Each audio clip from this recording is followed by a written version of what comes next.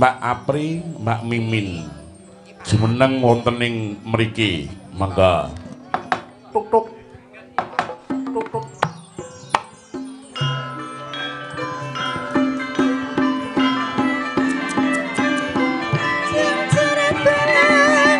Sampun sawetara deng wanggenipun panjenengan nenggarawuhipun Kakang Mas. Apa sliramu ra ngrasakake rasane atiku piye? Kula ngrumaosaken menawi panjenengan menika tansah kapang kalian garwa panjenengan. Nanging sliramu rung tau omah-omah rung tau duwe garwa. Wong wadon kuwi ditinggal garwane rasane kaya ngapa to piye?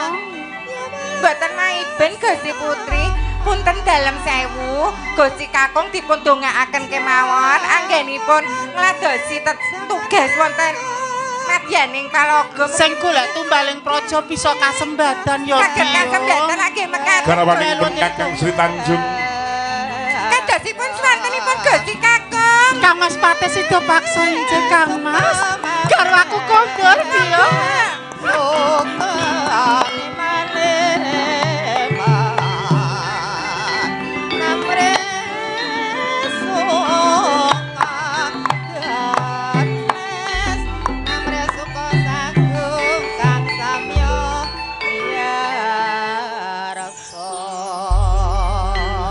Suwe nggonku tilar dalam kematian Sukodana ngupaya marang wujuding tumbaling negara ingkang wujud Mas Pitung Plengkung Gumbala Pitung Gelung.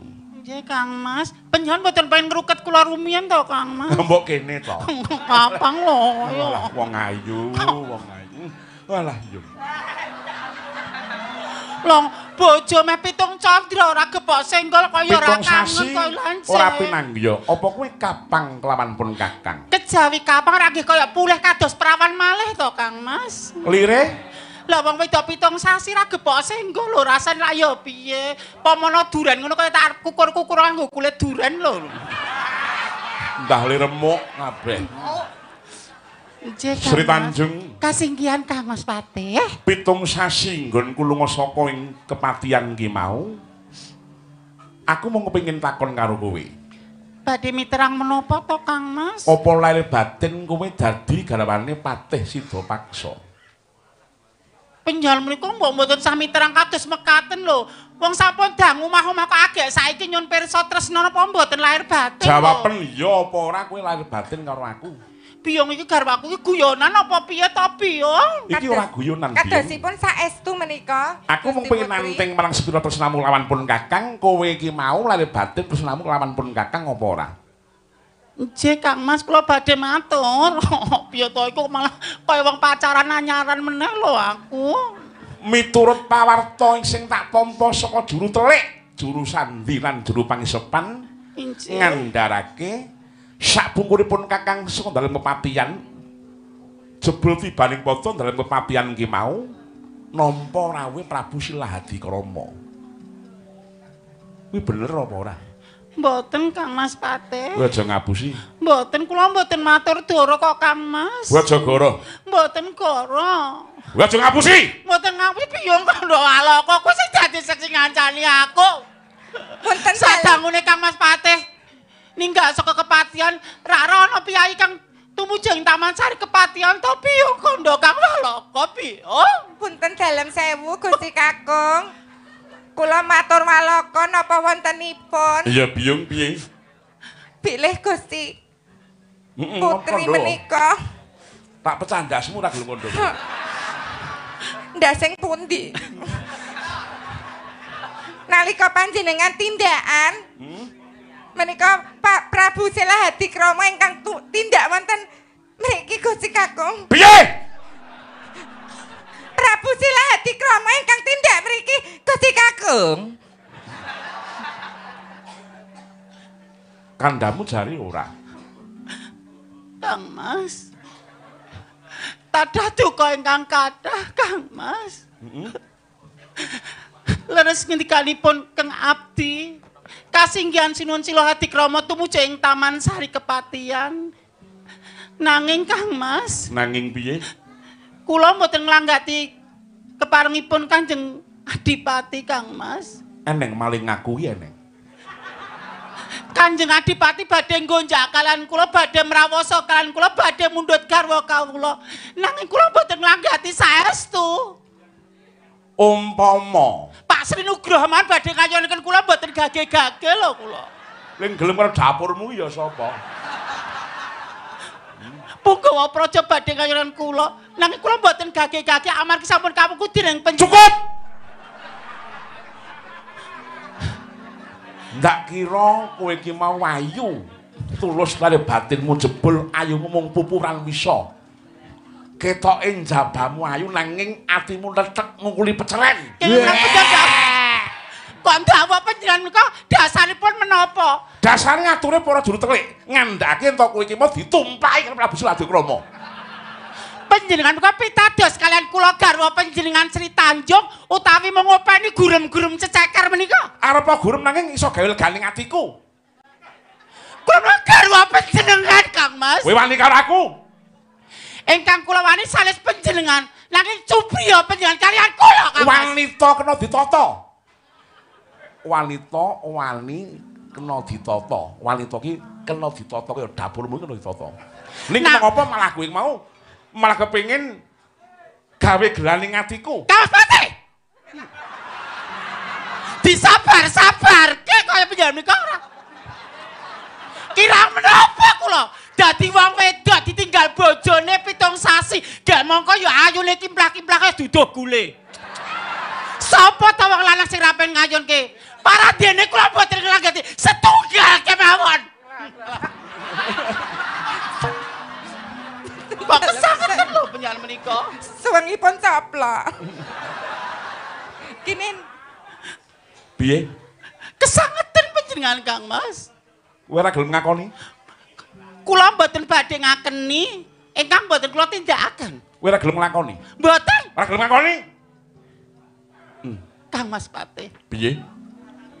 Ingkang kula tresnani wong bagus. Sepindah malih kula matur ing jagat menika mboten wonten ingkang kula tresnani kejawi namung nandhalem. Saestu namung panjenengan Kang Mas Pati. Wong dodol ning pasar Jatinom ki upama mandi sumpahe dhewe ora ning sing payu. Mas. Tak kira kowe mau ibu sing tresna kelawan putra-putramu. Sing tresna kelawan garwamu ning Wasmana klimising lambe. Pupuranmu kang ayu kaya mengkono kowe mau gawe tatu atiku. Apa wong lanang ki mau trima yen to bojone iku tumpahi karo wong liya. Mas.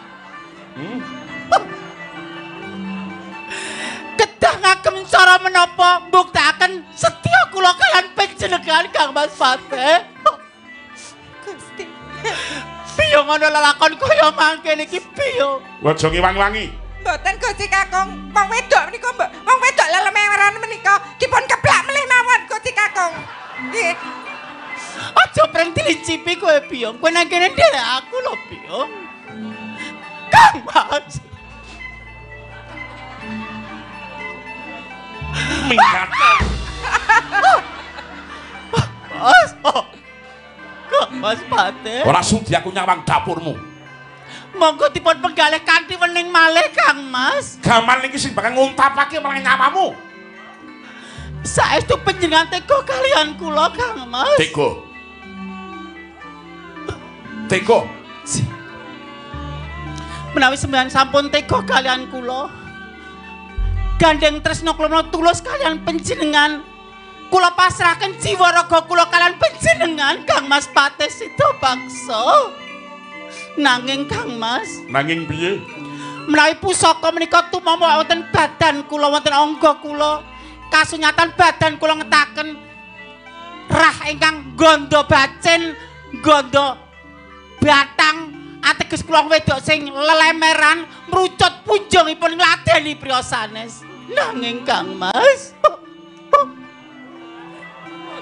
menawi rah menika gondo arum, ateges kula wanita kang tasih suci ngugemi tresna sejati tresna kula kan panjenengan Kang Mas Pati.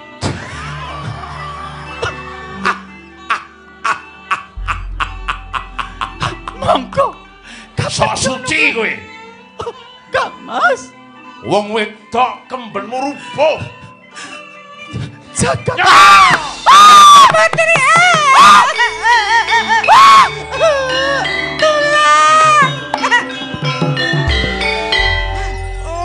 Gusti Putri pecah. Gusti. Gusti Kakung. Mati kuburan. Mboten mekaten Gusti Kakung. Piye? Gusti Putri kala wau saderengipun panjenengan perjaya. Heeh. Menika wau rak ninggal weling. Melinge piye? Nawi rehipun menika nggondo wangi. Heeh. Menika ateges Gusti Putri mboten tumindak lelemeran. Ya. Menawi rehipun menika nggondo bacin, menika ateges Gusti Putri tumindak culika kalian Prabu Sela Hadikrama lak nggih ngaten to Gusti Tak Kakung. buktekke mban. Nggih Gusti Kakung. Meneng aja nangis kowe. Mban, Nggih Gusti Kakung tas pundi? kaya-kaya bener kang dadi kandhamu kandhane Gustimu Putri. Pripun? Rai iki mau anggonto wangi. Lah dalah, lak nggih tenan to Gusti Kakung. Sri Tanjung. Aku njaluk ngapura.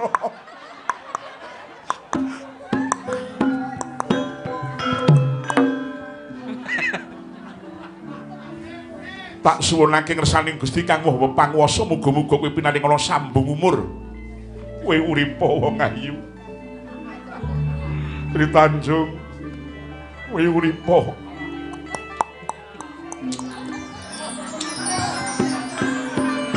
Kang Mas Patih Sida Paksa. Kene, mriki lho. Besan urip kok lamur. Sida paksa kok blangkone minger iki apa? Lah saking manah kula menika gidho ngaten lho Kang Mas kaya ana lelakon kaya mangkene mung nodi sepinten tresna penyan kaliyan kula. Telak. Aku njaluk ngapura ya wong ayu. Kula sampun pengen dibuahi lho Kang Mas. Iya ya engko ya. Nah, iki wis cukup. Nggih Kang Mas. Nah, ngono, pisan-pisan iki ketoprakan ning kene. Nggih Kang Mas. Mergane saiki wis arang-arang dalang ketoprak. Nggih. Dhisik kerep banget. Nggih. Ya muga-muga sumpen ki mau satu abad jemuah ponan eneng wayange, eneng ketoprake sing ketoprak dalang-dalang. Nggih. Wonten beksanipun ugi. Eneng beksane ugi. Ya lah. Nggih Pak E. Engko bontot dadi jaran. Tegese kudu ana warsa, ngono lho Patih kudu. Patih Kudana Warsa. Ya. Kula dadi wit-witan mawon nggih. Lah kok Nang dadi apa? wiwitan. Engko men diuyuhi perjurit-perjurit kuwi lho. Pangedan. Lah nek yoga-yoga niku nek anu ora ragu lek nggon sing papan sing mung butuh sak kecekele. Lah iya, nembang sing apik. Nggih. Ayo nak cahayu. Mumpung beliau-beliaunya si rawuh, Pak Didarman Bebek karangan nom yo paling rawuh. Alah. Wong dipulosor kejak ayune kaya ngene. Lah kowe iki mbasan urip kok kabeh-kabeh melu urip. Urip semangate ngono lho Oh iya Kang. iya. Nembang sing apik dibawani sik. Menika ugi kerawuhan Bapak Wardani. Pak Wardani nggih pareng rawuh.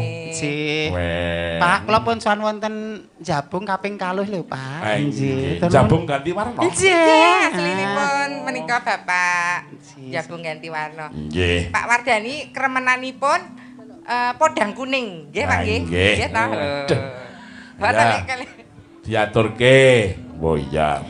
Pak Nugroho sinaosa benjang sapibaripun Mei menika panjenengan sampun mboten jabat ning ampun negake anak wedok kalih niki nggih Pak, tetep ngeten nggih Mang Jati. Panjenengan awat-awati Pak mengke ndak bali tetek mengke. Senengane kok. Gar tegar. Hal aku iki pengen dadi sinden kundang malah mangan. Menika tasih 16 tahun lho Pak, tasih 16 tahun. Ngerti. Nek kowe urung tau didandasmu kaya ngene iki mau, Durung lulus. Laris kowe durung lulus kowe. Kowe nek pengen laris, Heeh. cerak karo yoga sing jenenge bonek. Wah. Bonek iki kulino nerapi sing bangsane kaya ngene iki. Iya. Aku kaya tau didhar ping 3 kok. Mangga digawani sik. Nadyan wujud temong peksi adikku lanang rinto ya isih melek. Alhamdulillah. Tira. Ola ora angler kok. Nenong. Seniun. Kok triune? Agawe. Kok kembali triune. Lah padha lho, Lek. Heke. Petelining.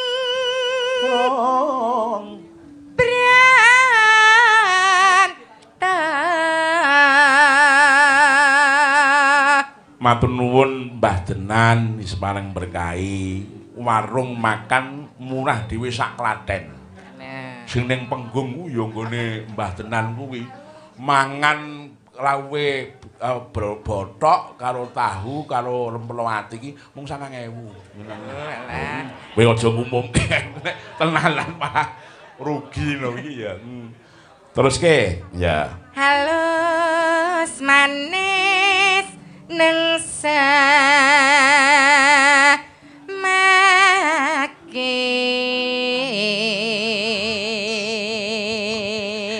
Sences sinene Pak Tatut ki 7 kok sing gojag-gajeg 4. aku ya nggumun lho Lek aku ki tak kira ki sing gojag-gajeg edisi terakhir kok ya jek tukul Lah iya. Ya disyukuri. Anjir, kabeh ndek talentane dhewe-dhewe kok. Wis saiki nyambut gawe sarwa ati-ati. Wis Kaya aku swara ya ora madolke. Ning nyatane akeh sing tresno. Mergone attitude-ku ya apik. Ora sadengah wong attitude menika perilaku kula. Ora sadengah priya sing pengen ngeterke aku terus langsung tak langgati ya ora. Kosek-kosek. telek min Nek waton yoga ngeterke hooh, waton yoga ngeterke hooh, pandangan umum lho sing jane Pak Tatut geleman lho, rak ya aku asor to. Iya. Mulane kuwi ya. ayo Wes. Tujune wis duwe jeneng ya. Nek ra duwe jeneng ayo biasa-asoke Pak Tatut. oh tindas-tindaske Nah iya.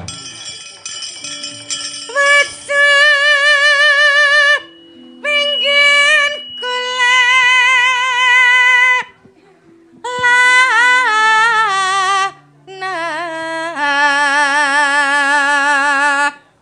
golek isi podang jana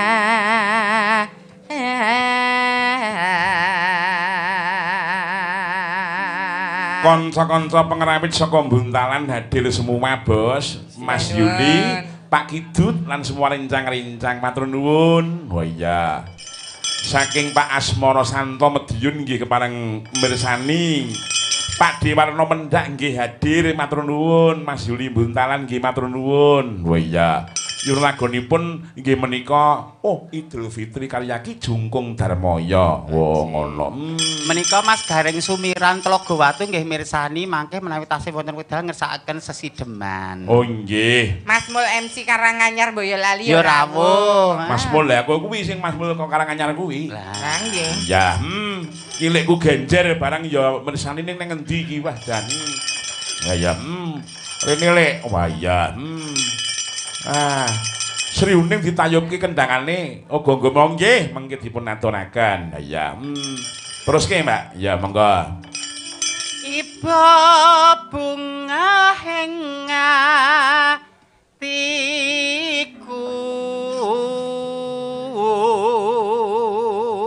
Nyuwun tembang saking penjelanipun Mas Topik gitu ya Sabtu Ariyanto rincang kula SMP rumiyin nggih. Nyuwun request gayuh lintang kula tonton teng Kidul Pendopo. Sapa? Upi. Oh iya.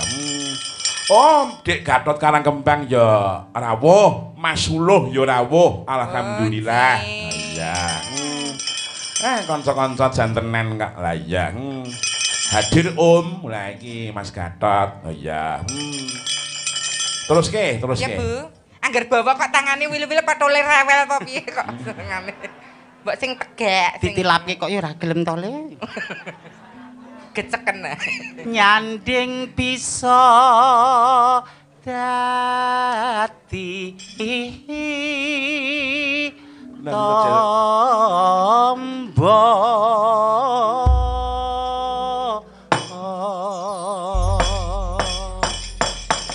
Monggo dipun aturaken podhang kuning irama langgam dipun rangkepaken dados tulungagungan terus mengko terus digarap cara sragenan monggo dados ya esuk awan ning omah wis ora krasan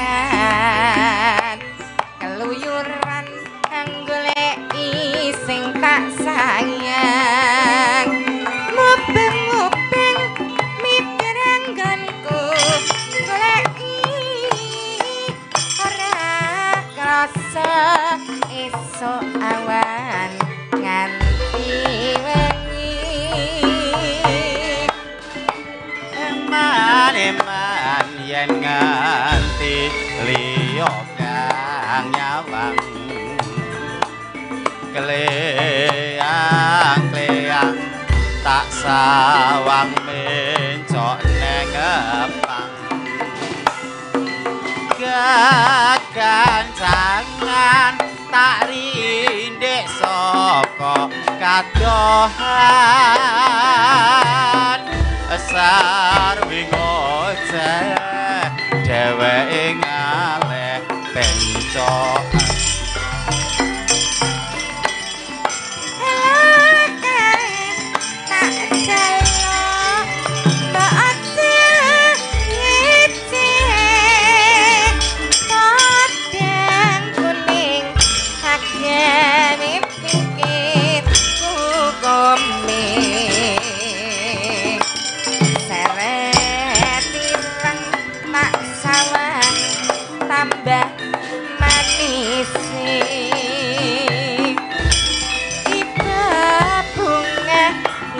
lakon nyanding slirane nora bakal atiku gagiwang liyang yen si podyang antudut ati kebranan nora manca atiku sansaya ndatra tak seranane sun pikat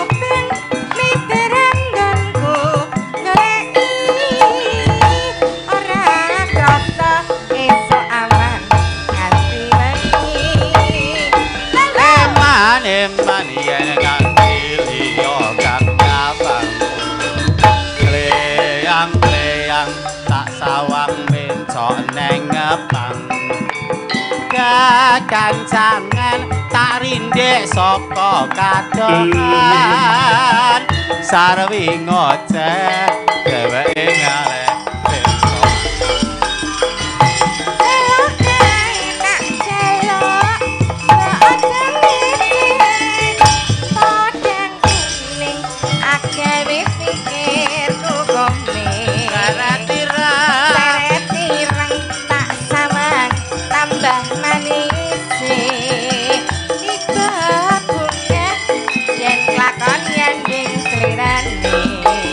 ora bakal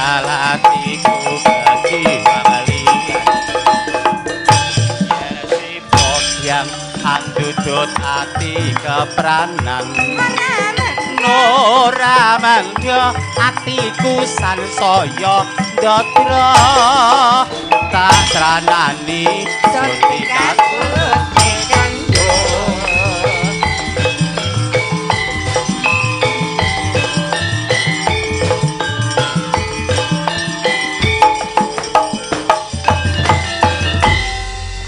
Mbak nuwun podang kuning sampun mak canggih. Matur sembah nuwun sanget Mbak Apri, Mbak Mimin. Luar biasa. Lagol menika kintun dumateng Pak Kalih saking Kewarangan Mundu. Oh iya. Lajeng Lek Gareng saking Tlaga Wadu ya keparang berkahi. Oh ngono ya, Mak. Seniman komplit kok, Nduk. Lah iya. Pelok Pakde pelok. Oh iya. Nuhoni panyuwune saka panjenengane para kadang-kadang ngersakake lagone ya kuwi Idul Fitri. Mangga. Gandang-gandang terus mandang Sarakake terus kumawar sampe rasa wingi wangi dadi pondok antara barang nyata Idul Fitri hari suci umat Islam suka gembira akeh kang padha sampeyan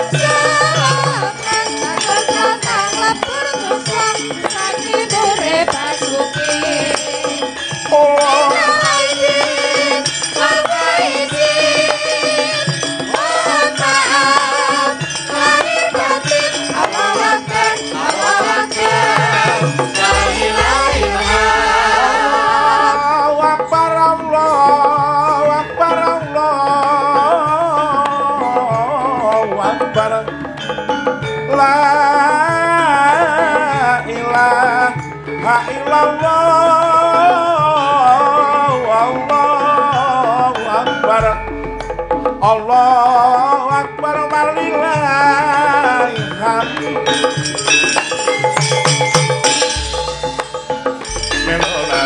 Gandang-gandang terus kumandang suara takbir terus kumawar sampe rasa wangi dadi pondok antara barang nyata Idul Fitri hari yang suci umat Islam suka gembira akeh kang padha salaman makasrana lapur dosa sakti nure basuki Nina aidin wal faizin mohon maaf lahir batin Allah Akbar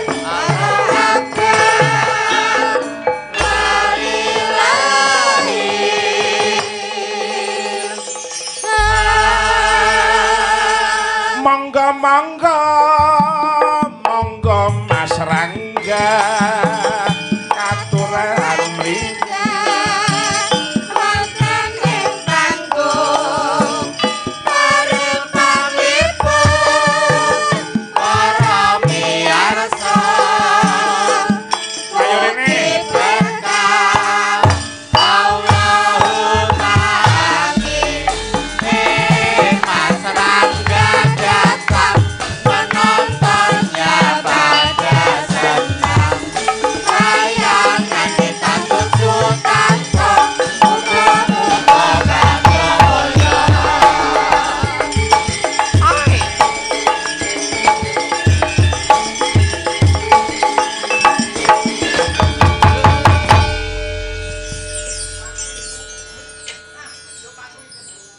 Selamat malam Mas Rangga. Selamat malam Pak Tandut. Weh. Alah ngono tak watuk barang. Mas Rangga putranipun Pak Singgek nggih. Nggih. Oh nggih. Pun kuliah wonten pundi, Mas? Wonten isi Surakarta, isi Solo, Pak. Ah iya. Semester pinten? Semester 6. Dilongkas lulus. Pengestunipun, Pak. Ya. Aja nakal. Mboten. Gandeng Kang Rama ki wis muruting Kasidan Jati sing dadi wakile bapakmu ki aku. Ya ora? Nggih. Tiruwa karo Om.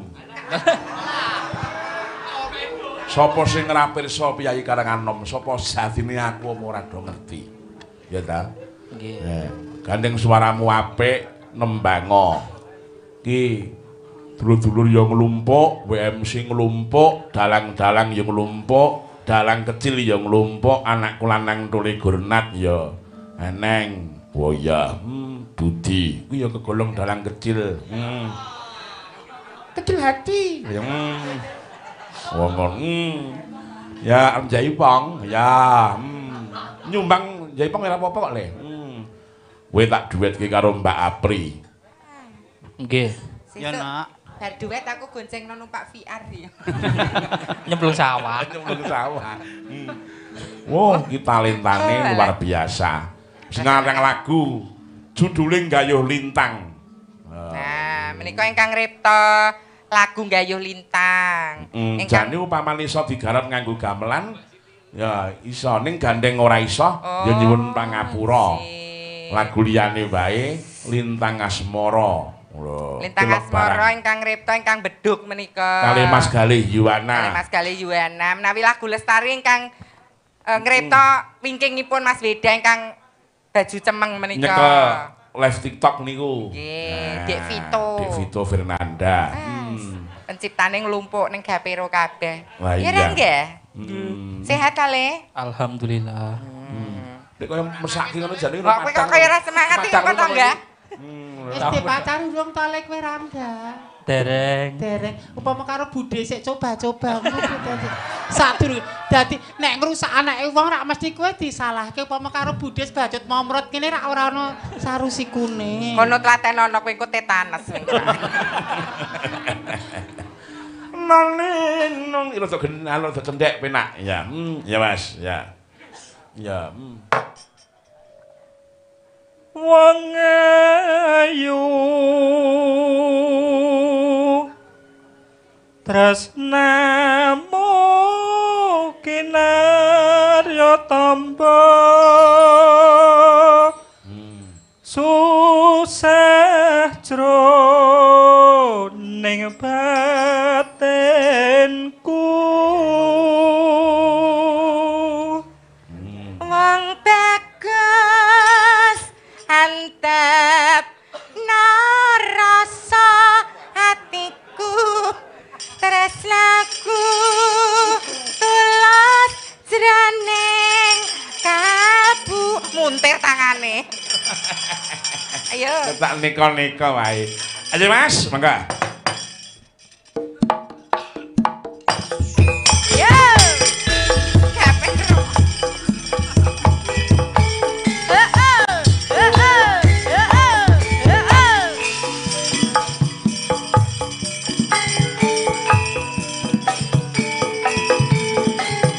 bersama Rangga Samudra. ayo Joget no.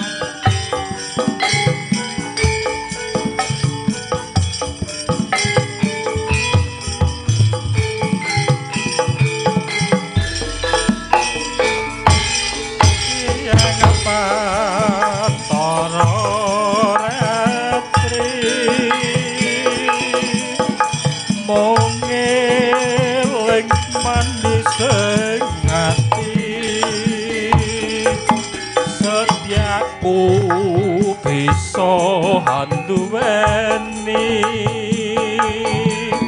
marang sang Hyang Sulaksemi Rasa kangen kang ngliputi lintang bulan dadi saksi ubayane datan balenjani janji supaya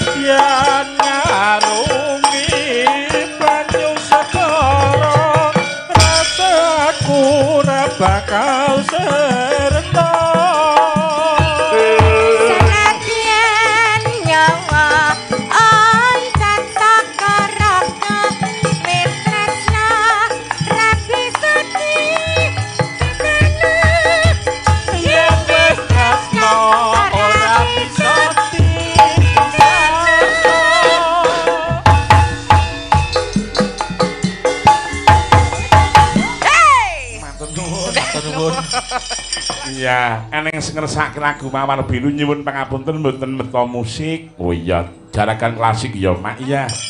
Nduk, piye slendro, Pakde? Ya. Perkara lagon sing durung diaturke mengko ning manci gara-gara insyaallah Mbah Yoko rawuh mengko ning gara-gara. Wah ngono. Nutuki lakon sik ya, Nduk, iki lakone dawa. Ngono ya, Mak. Ayo. Ayo tak derekke, Mak. Iya. Kuku sing tuwa gumelun ngening gembiasa ngabeki kawengku sagung jajahan ing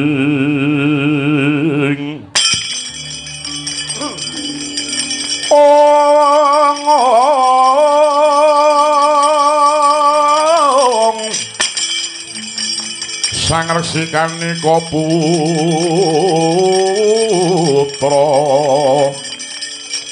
kang ancok saking wiyati kagiat risang kapirangu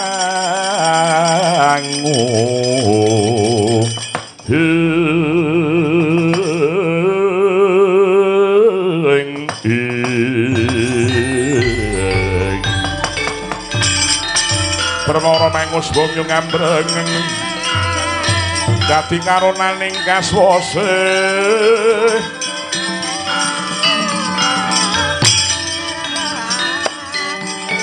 aneng marga manarat kongrisang gondawas tek mojo